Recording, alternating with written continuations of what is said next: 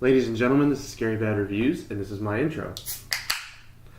Alright, so it has been a full weekend, guys, and I'd like to apologize. I had planned on having a movie ready for you guys yesterday, and it didn't happen. I was out of town all weekend, got back around 1 o'clock Sunday morning, and so I was very behind in every aspect of my life, not just in watching movies and reviewing them. So today I present to you a double header to make up for the fact that I didn't give you guys one yesterday. There's going to be a couple double headers this week just because I'm trying to catch up and get back on pace. And funny story before I start going into either of these reviews, both of the movies that I did today have heavy influences of werewolves in the movie. And I was in my house today just kind of watching movies and relaxing. And I left at one point to go to the store to pick stuff up to make dinner. And I look up in the sky, and after watching two werewolf movies and getting ready to review them, it had been a full moon. So I don't think that's a coincidence. I thought that was kind of crazy just seeing that. But besides that, just kind of sharing a fun little story with you guys.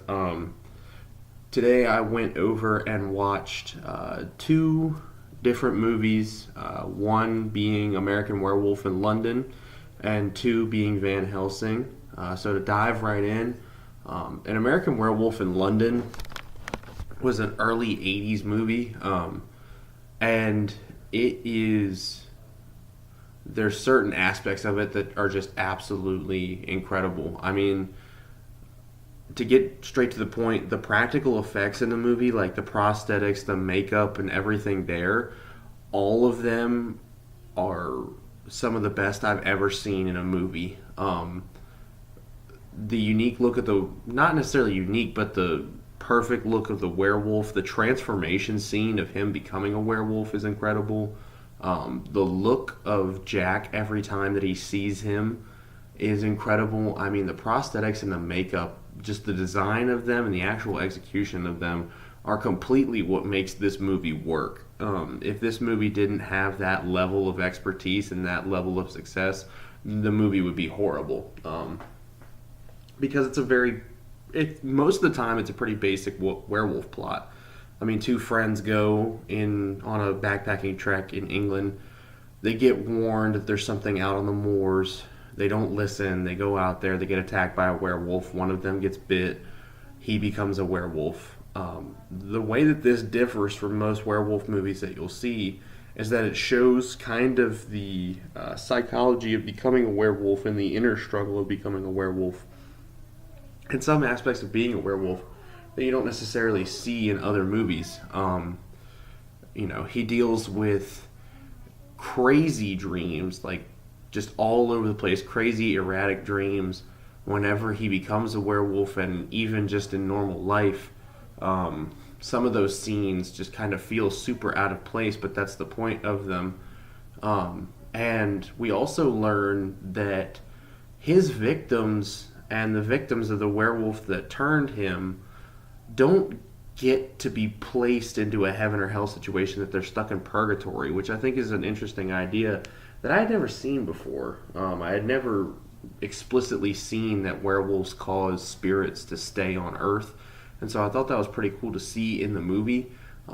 But speaking upon the dreams that he has, a couple of them fit pretty tightly into the story, and just seem, the clips of him running naked in the woods, the clips of him running away from stuff in the woods, those kind of dreams make sense within the grand scheme of things. The one that always stands out, and I think stands out to a lot of other people as well, is the Nazi mutant scene. He has a scene where these Nazi mutants come in out of nowhere and just start attacking his family, and it doesn't really make any sense. It doesn't fit into the rest of the movie, but I think that's kind of the point that they were making, was that his dreams got so insane that they just started blowing people out of the water. All in all, this movie was a lot of fun to watch, and it's always a lot of fun to rewatch just to take in the practical effects and the makeup that they do in the movie, because I can't stress enough that this is the best that I've ever seen in a movie. It also is I've always felt like werewolves are a super underrepresented monster in Hollywood. I mean, there are plenty of werewolf movies, but when you compare them to vampires and zombies and stuff like that, it always feels like there's not as many. And I think that that kind of isn't fair. I don't understand. I think that the biggest aspect and the biggest issue of werewolf movies that Hollywood producers have is the idea of the special effects to make them look like a werewolf. That makes it difficult for them to do a good job on it. But all that aside, this movie is awesome.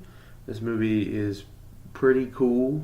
It's awesome to see all the different practical effects that they use in it. The story is pretty simplistic and easy to follow, and I think it's a great Halloween watch. The other movie that I looked at today was a movie that has had a very odd timeline with me in my tastes, and that's Van Helsing. So Van Helsing is a 2004 movie that kind of mashes together a bunch of different monsters into this compressed storyline. Um, it has a couple great actors in it. It has Hugh Jackman. It has Kate Beckinsale, who of course I'm in love with her and everything that she does. So her addition into the movie was awesome. Within the movie, Van Helsing is of course a monster hunter for Rome, for the church, and you see that he hunts vampires, he hunts werewolves, he hunts any form of monster that's kind of just out in the world threatening society. And he there's definitely a huge influence of the Universal Studios monsters in this movie, because Dracula's a main character, Frankenstein's a main character, werewolves are main characters. We even get a Dr. Jekyll and Mr. Hyde reference in there at the beginning.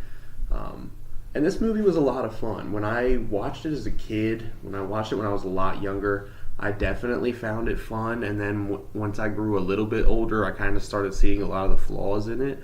But then rewatching it today, it was actually a lot of fun rewatching it. I mean, of course, there are things wrong with it. The CG is dated, of course, because the movie came out in 2004.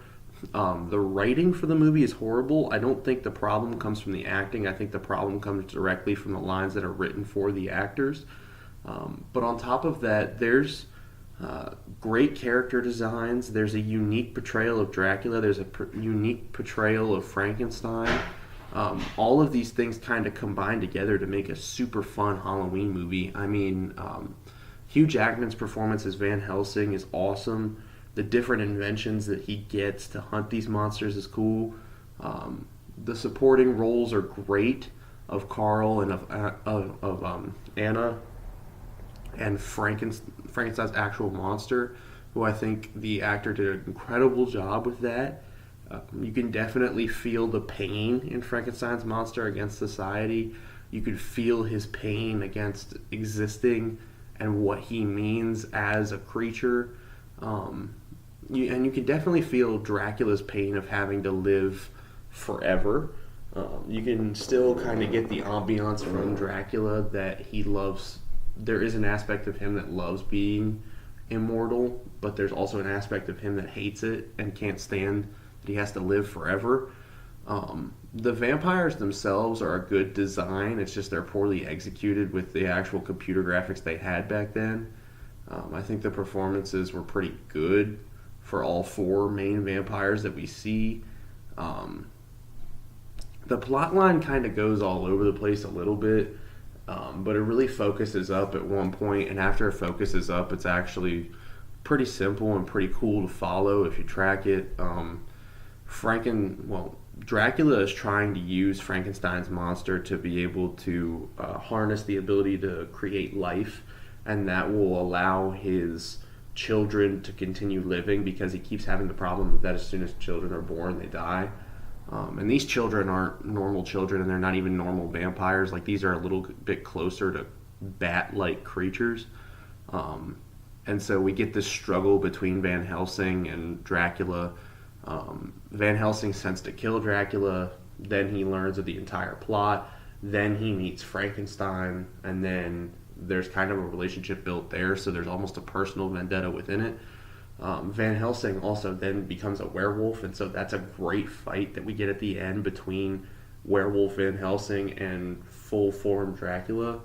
Um, but like I said earlier, this movie was a lot of fun, and it definitely pulls some of the better aspects of a lot of these monsters from the Universal Studios days and packs them together into this really cool plot. The movie does seem to go on pretty long. It's like a 2 hour movie, a little bit over 2 hours. Um, I gave this personally. I think I gave this a 7 because there are big problems in it in the writing and CG, but it's still a very enjoyable movie and it's still a lot of fun to watch, especially around Halloween. And I'm really glad that I went back and watched this. So that's the doubleheader for today. I had a great time sitting down and watching some werewolf movies during the full moon. Tomorrow, I am currently looking at the worst doubleheader of all time. I'm going to be doing two of the most notoriously bad monster movies that there have ever been.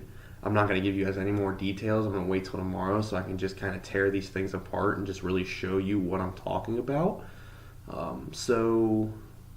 I hope to really get a bunch of movies done this week, get back into schedule, and be able to hit some of these movies that I have coming for the end of this month because I really want to get into some of the OGs and some of the originals that help create horror movies in general and not just monster movies. So thank you guys for listening and stay tuned for a couple doubleheaders this week.